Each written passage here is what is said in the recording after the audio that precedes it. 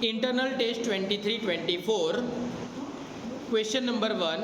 Which of the following document is generated from outside the entity? ઓડિટના બધા question answer logical જ છે. કયું bill બિઝનેસની બહાર બને? પરચેઝ ઓર્ડર, કંપની આપણે ખરીદવાનો તો ઓર્ડર આપણે જ બનાવીશું ને. પરચેઝ ઇનવોઇસ, તમે વસ્તુ ખરીદો તો બિલ તમે આપો કે દુકાનવાળો આપે? તો પરચેઝ ઇનવોઇસ ક્યાંથી મળે? બહારથી. Second, the auditor shall request the written representation from dash with an appropriate responsibility for financial statement and acknowledgement of the matters concerned. હવે ઓડિટરનું કામ શું? બુક્સ ઓફ અકાઉન્ટ ઓડિટ કરવાના કે પછી બુક્સ ઓફ અકાઉન્ટ મેન્ટેન કરવાના? Audit કરવાના ને, check કરવાનું ને. તો અકાઉન્ટ્સ બનાવવાની જવાબદારી કોની? કંપનીની, એટલે કે મેનેજમેન્ટની. તો અકાઉન્ટ્સ બરાબર છે એવું સ્ટેટમેન્ટ કોની પાસેથી લઈ લેવાનું? મેનેજમેન્ટ પાસેથી. Consider the following. હવે આપણે પ્રોગ્રામ તૈયાર કરવાનો છે, આ ચારેયને ક્રમમાં ગોઠવવાના છે. તો ફર્સ્ટ શું થશે? ઓડિટરને એપોઇન્ટમેન્ટ લેટર મળશે. એપોઇન્ટમેન્ટ લેટર મળ્યા પછી એ જે કામ કરવાનું એનું પ્લાનિંગ એટલે કે ઓડિટ પ્રોગ્રામ તૈયાર કરશે. ઓડિટ પ્રોગ્રામથી ઓડિટ કરે તો ઓડિટની જે ઇમ્પોર્ટન્ટ પોઈન્ટ્સ હોય એ ઓડિટ નોટબુકમાં લખે અને છેલ્લે પોતાનો રિપોર્ટ બનાવે. તો answer is D. Fourth, dash audit evidence are obtained as a direct written response to the auditor from a third party. आप अंडरलाइन करो, response of the third party. Third party ધંધાની અંદર કે બહાર? તો બહારથી જે રિસ્પોન્સ આવ્યો એ કેવું કહેવાય? External confirmation. એક્ઝામ્પલ તરીકે આપણે શીખેલા કે ઓડિટર ડેટર્સ પાસેથી ડાયરેક્ટ આઉટસ્ટેન્ડિંગ અમાઉન્ટનું સ્ટેટમેન્ટ મંગાવે, બેંક પાસેથી સ્ટેટમેન્ટ મંગાવે, એ external confirmation. As per SA 230, there are no explicit rule retaining the retention of working paper. Working paper કેટલા સાચવવા એનો કોઈ રૂલ છે નહીં, પણ standard on quality control require to be at least લખો 7 years. આમાં પ્રિન્ટિંગ એરર છે. આન્સર આવશે 7 years. બુક્સ ઓફ અકાઉન્ટ કેટલા વર્ષ સુધી સાચવવાના? 7 વર્ષ સુધી. આપણે ગયા વર્ષે કંપની રેકોર્ડમાં પણ શીખી ગયેલા. પછી unless otherwise specified by law or regulation, audit documentation is the property of auditor. Auditor audit કરે તેને જે પણ વર્કિંગ પેપર, વર્કિંગ ફાઇલ બધું તૈયાર કરે તે પ્રોપર્ટી કોની હોય? ઓડિટરની. ભલે એની અંદર કંપનીના સિક્રેટ છે પણ એ પ્રોપર્ટી ઓડિટરની કેમ કહેવાય? કારણ કે કંપની જો એના પર કેસ કરે કે આ ઓડિટર જે છે એ કામ બરાબર કર્યું નથી તો એ એના ડોક્યુમેન્ટ્સ બતાવી દેશે કે આ રહ્યા, બરાબર? એની પાસે પ્રૂફ રહે ને. તો it is the only proof. એટલા માટે according to SA 500, audit evidence. Audit evidence is information on the basis of which auditor arrive at conclusion. ભાઈ જે ઇન્ફોર્મેશન છે એના પરથી ઓડિટર કન્ક્લુઝન પર આવે અને એના પરથી પોતાનો ઓપિનિયન આપશે. Point number 8. Dash is maintained by the audit assistant. Audit assistant શું મેન્ટેન રાખે? સિમ્પલ વસ્તુ છે. ઓડિટ કરવા જાય તો એ પોતાની પાસે નોટબુક લઈને જાય ને, તો ઓડિટ નોટબુક. બાકી ઓડિટ પ્લાન બી ઓડિટર બનાવે, ફાઇલ પણ ઓડિટર મેન્ટેન રાખે, પરમેનન્ટ ઓડિટ ફાઇલ બી કોની પાસે હોય? ઓડિટર પાસે. એ તો નોટબુકમાં પોઈન્ટ નોટ ડાઉન કરે. Dash is made by the management and provided to the auditor to confirm certain matter to support the evidence, and they are considered as audit evidence as response to the inquiry. એટલે કે return representation કોણ આપશે? Management આપશે કે ભાઈ ઓડિટરને આ evidence આપેલા છે, બરાબર? ઓડિટર જે લઈ ગયો હોય તો મેનેજમેન્ટ બી ખબર હોવી જોઈએ કે કઈ કઈ ઇમ્પોર્ટન્ટ ઇન્ફોર્મેશન છે એની પાસે, તો રિટર્ન રિપ્રેઝન્ટેશન આપશે. બાકી બધું તો જુઓ ઓડિટર જ તૈયાર કરે છે.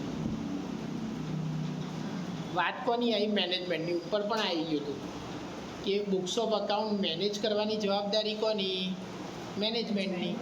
તો મેનેજમેન્ટે ઓડિટરને બુક્સ આપ્યા અને પછી ઓડિટર કે મને તો કશું આપ્યું નહીં, તો ના ચાલે. એટલે એની પાસેથી રિટર્ન રિપ્રેઝન્ટેશન લઈ લેશે.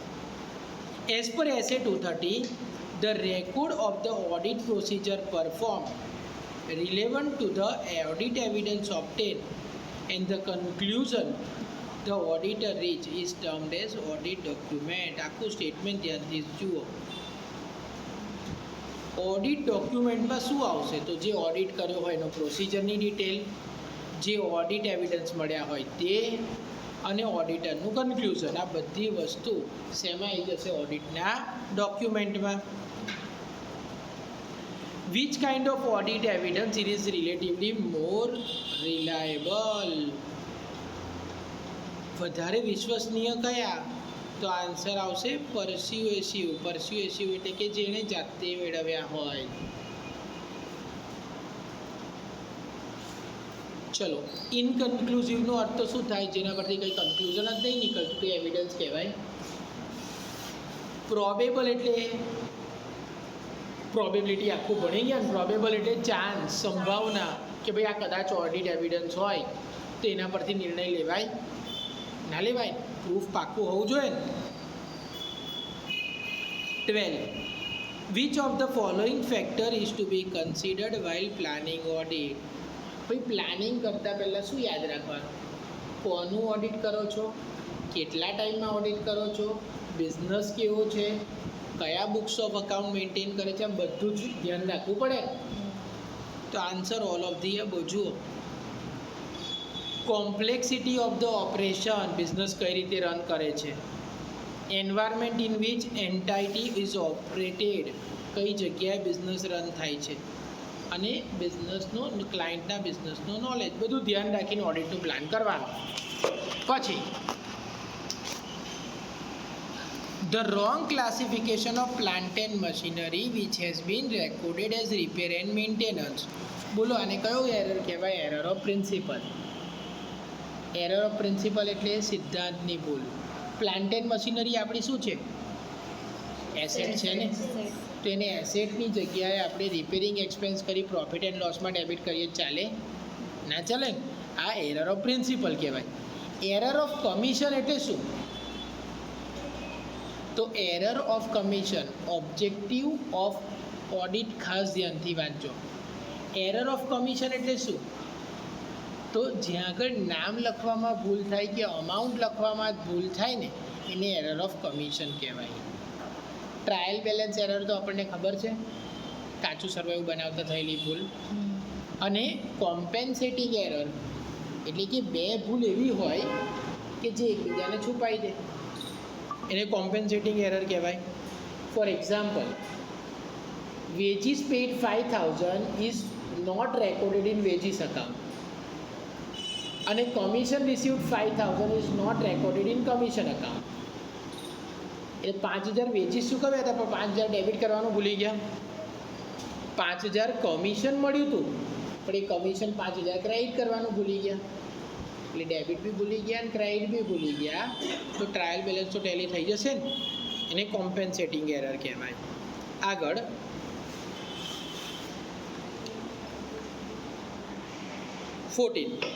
Dash audit is a process that enable an organization. 14 number no. Dash audit is a process that enable an organization to assess and demonstrate its social, economic, environmental benefit and its limitation. એટલે કે company સમાજ માટે શું કરે છે, જે સોસાયટીમાં રહે છે એને શું કહેવાય? સોશિયલ ઓડિટ કહેવાય. Which of the following is not included in error of principle? Error of principle એટલે સિદ્ધાંતની ભૂલ. તો કંઈ નથી. તો પહેલું છે ઇનકરેક્ટ વેલ્યુએશન ઓફ અસેટ, એ તો પ્રિન્સિપલની જ એરર કહેવાય.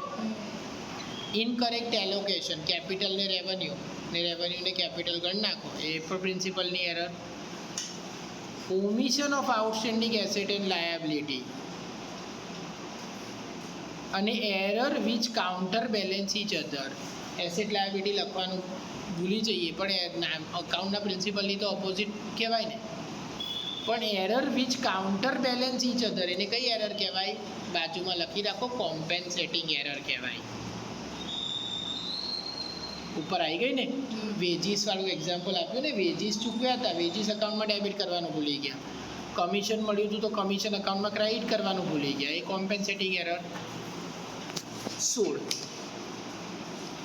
Dash consist of incorrect addition, wrong posting and its entries and which affect agreement of trial balance. એને શું કહેવાય? Trial balance error. ખોટા સરવાળા કર્યા હોય, ખોટી બાદબાકી કરી હોય અને ટ્રાયલ બેલેન્સ ટેલી ના થાય, ટ્રાયલ બેલેન્સની એરર કહેવાય. યાદ રાખજો. 17મું, dash deal with overall objective of accordance with the standard of auditing, તો SA 200. SA 240, define fraud. Fraud કોને કહેવાય? દરેક એરર એ શું હોય? ફ્રોડ જ હોય, બરાબર. પણ જો કોઈ એરરથી કોઈને વ્યક્તિગત રીતે ફાયદો થતો હોય તો એ એરર કહેવાય કે ફ્રોડ કહેવાય? દાખલા તરીકે કંપનીના એકાઉન્ટમાં 1 લાખ રૂપિયાનો ગફલો આવ્યો અને પછી હિસાબો ચેક કર્યા તો 1 લાખ રૂપિયા તો કંપનીમાં જ પડ્યા હતા, તો એને એરર કહેવાય કે ફ્રોડ કહેવાય? એરર કહેવાય. પણ 1 લાખનો ગફલો આવ્યો અને 1 લાખ રૂપિયા આપણે માહીના ઘરેથી મળીએ તો એ શું કહેવાય? ફ્રોડ કહેવાય, બરાબર. માહી માર રહા હૈ, MS ધોની. પછી તો SA 240 define fraud as an intentional act. Fraud કેવો હોય? ઇન્ટેન્શનલ હોય. By one or more individual among employees, કાં તો પછી મેનેજમેન્ટ અથવા તો those charge with governance. Fraud કરી કોણ શકે? જેની પાસે કંટ્રોલ હોય. આપણો દેશ ચલાવે એને શું કહેવાય? ગવર્મેન્ટ. તો ગવર્મેન્ટનું જે કાર્ય છે એ શું છે? ગવર્નન્સનું કાર્ય. તો અહીં ધોઝ ચાર્જ વિથ ગવર્નન્સ એટલે કે જે કંપનીને સંભાળતા હોય, એટલે ફ્રોડ આ લોકો જ કરી શકે. Among employees or third party involving the use of deception to obtain unjust or illegal advantage. બરાબર. ઇલીગલ એડવાન્ટેજ લઈ લો એને ફ્રોડ કહેવાય. 19. With respect to an auditing, dash may be influenced by legal regulatory requirement, non-compliance of which may have, underline करो, which may have significant bearing on financial information. એટલે કે એવી વસ્તુઓ જે ફાઇનાન્શિયલ ઇન્ફોર્મેશનને ખાસી અસર કરે, ઇન્વેસ્ટરના ડિસિઝનને અસર કરે, એને આપણે શું કહેવાય? મટીરિયાલિટી. મટીરિયાલિટીનો અર્થ લખી રાખો, ઇમ્પોર્ટન્ટ. આ મટીરિયાલિટી કન્સેપ્ટ તો અકાઉન્ટમાં પણ આવી ગયો હતો ને. જે વસ્તુ રિલેવન્ટ હોય, મટીરિયલ હોય, જે ઇન્વેસ્ટરના ડિસિઝનને અફેક્ટ કરતી હોય એને ડિસ્ક્લોઝ કરવાની. Point number 20. Dash is the keystone upon which the respect and dignity of auditing profession is based.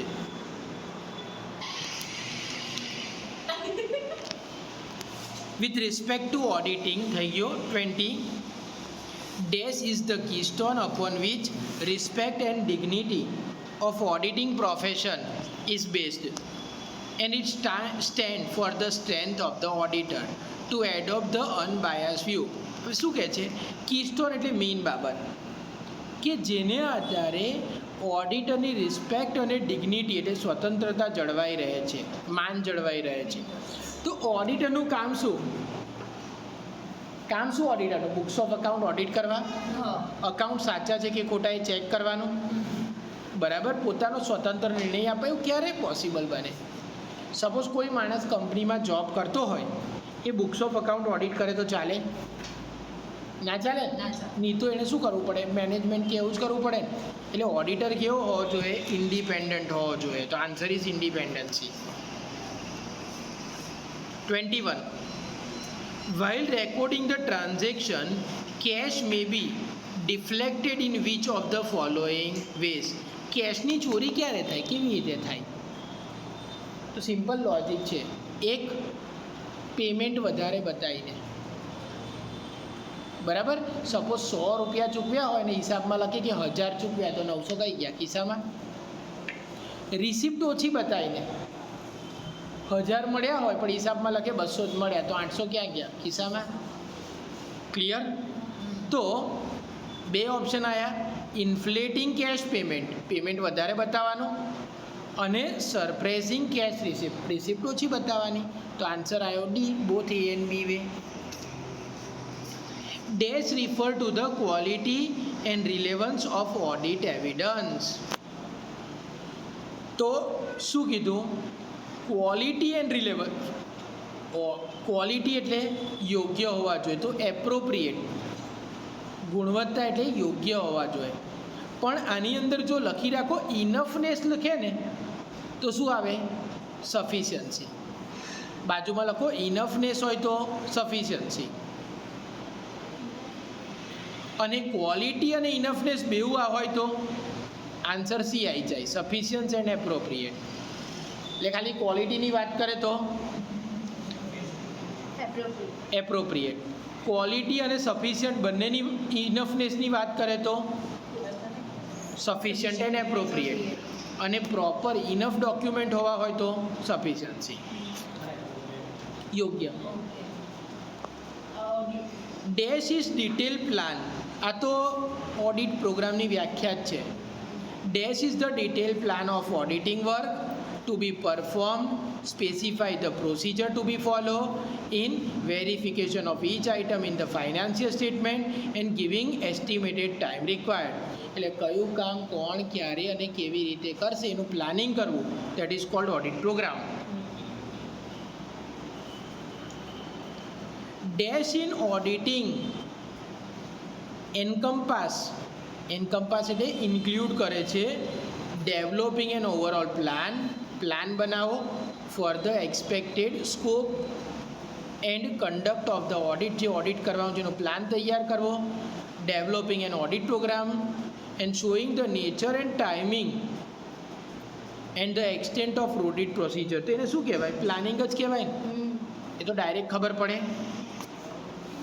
Dash evidence is one that has been created within client. આપણે કયા organisation કયા evidence જાતે બનાવે? તો એક, હું ગુડ્સ વેચું તો બિલ તો હું જ બનાવવાનો છું ને, તો સેલ ઇનવોઇસ. પછી બીજા કયા? તો એક્સપેન્સ પે કરીએ તો એક્સપેન્સનું વાઉચર બી આપણે બનાવીએ. પછી કોઈને ચેક આપ્યો હોય તો ચેકનો હાફ કોપી, બરાબર, એ પણ આપણે જ બનાવીએ. પછી આપણે કોઈની પાસે પૈસા મળ્યા હોય તો રિસિપ્ટ ઓફ અમાઉન્ટ રિસીવડ એ પણ આપણે જ બનાવીએ. તો આ બધા જ એવિડન્સ કોણ બનાવશે? Within organisation. બાકી ડેટર્સ કન્ફર્મેશન તો બહારથી મળે, બેંક સ્ટેટમેન્ટ બેંક આપે, અને પરચેઝ ઇન્વોઇસ જેની પાસે ગુડ્સ ખરીદે એ આપે. તો ઇન્ટરનલ એવિડન્સ કયું આવ્યું? સેલ ઇન્વોઇસ જ. પડી ખબર? When asked by the client to offer a suggestion or advice on matters relating to financial policy. ચલો, ઓડિટરનું કામ શું? બુક્સ ઓફ અકાઉન્ટ ઓડિટ કરવા અને એમાં કંઈ ખામી હોય તો જણાવવાનું. પણ ક્લાયન્ટ કોઈ સજેશન માગે ત્યારે ઓડિટરે શું કરવું રહેવાનું? સાવચેત રહેવાનું, કોશિયસ રહેવાનું. કેમ? કારણ કે પછી એનો દુરુપયોગ બી થઈ શકે. તો અમે તો આવું કીધું હતું એટલે અમે આવું કર્યું, અમારો કંઈ વાંક છે નહીં એવું બી કહી દે. એટલે at the time of giving suggestion auditor should be cautious. Cautious એટલે સાવચેત. Figure may be altered in the account which have been already audited. એકવાર બુક્સ ઓફ અકાઉન્ટ ઓડિટ થઈ જાય પછી એના નંબર ચેન્જ કરી નાખીએ એવું ક્યારે પોસિબલ બને? તો એક વસ્તુ, એન્યુઅલ ઓડિટમાં તો એ પોસિબલ જ નથી. કેમ નથી પોસિબલ? ઓડિટર એકવાર આવે અને બુક્સ ઓફ અકાઉન્ટ ઓડિટ કરી નાખે, એટલે એન્યુઅલ ઓડિટમાં તો એ પોસિબલ જ નથી. તો બે ઓડિટમાં આ વસ્તુ પોસિબલ છે, એક કન્ટિન્યુઅસ ઓડિટ અને બાજુમાં લખી રાખો બીજું ઇન્ટ્રીમ ઓડિટ. કન્ટિન્યુઅસ ઓડિટમાં ઓડિટર કેવો કન્ટિન્યુઅસલી આયા જ કરે, પણ દર 15 દિવસે આવતો હોય તો 15 દિવસ પહેલાં જે ઓડિટ થઈ ગયું હોય એ નંબર ચેન્જ કરી નાખે તો. અને ઇન્ટ્રીમ ઓડિટમાં દર 3 મહિને કે દર 6 મહિને આવે તો ઓડિટેડ બુક્સ ચેન્જ થવાના ચાન્સ એમાં ખરા ને. તો શેમાં ઓડિટેડ બુક્સ ચેન્જ થવાના chance? Continuous audit and interim audit. 28. In a view of auditor's extensive responsibility to third party, the auditor must be dash એટલે કે independent of his client and should not get influenced by the management. Auditor independent હોવો જોઈએ, મેનેજમેન્ટના દબાવમાં આવીને કામ કરે એવો હોવો જોઈએ નહીં. In dash audit, the auditor is required to examine the books of account of the business concern, underline કરો, at a regular interval. એટલે જે ધંધો મોટો હોય જેની અંદર બહુ જ બધા ટ્રાન્ઝેક્શન હોય, દાખલા તરીકે એક બેંક લઈ લો, સ્ટેટ બેંક ઓફ ઇન્ડિયાનો બ્રાન્ચ, બહુ બધા ટ્રાન્ઝેક્શન હોય તો ત્યાં આગળ ઓડિટર વર્ષના એન્ડમાં એક જ વાર આવે પિરિયોડિકલ ઓડિટ કરવા કે બેલેન્સ શીટ ઓડિટ કરવા, તો બધું તપાસાય ના તપાસાય. એટલે ઓડિટરે શું વારે વારે આવવું પડે, તો that is a continuous audit. Within more specific term, to ensure true and fair view, an auditor has to see accounts એટલે કે balance sheet and profit and loss account true અને ફેર. ટ્રુ એટલે સાચા અને ફેર એટલે યોગ્ય ક્યારે બને? તો એસેટ એની વેલ્યુ એ લખેલી હોય એટલે neither over valued nor under valued. No material asset is omitted. મટીરિયલનો અર્થ થાય ઇમ્પોર્ટન્ટ એસેટ, લખવાની ભૂલી ગયા એવું ના હોવું જોઈએ. If any on asset are disclose, કોઈ એસેટને લગતી ઇમ્પોર્ટન્ટ બાબતો એસેટ મોર્ગેજ કરાવી હોય તો ડિસ્ક્લોઝ કરવાનું. મટીરિયલ લાયબિલિટી હોય તો એ પણ ઓમિટ કરવાની નહીં. આ બધી જ વસ્તુ ટ્રુ એન્ડ ફેર હોય બેલેન્સ શીટ ને પ્રોફિટ એન્ડ લોસ એને માટે જરૂરી છે. તો વી હેવ કમ્પ્લીટેડ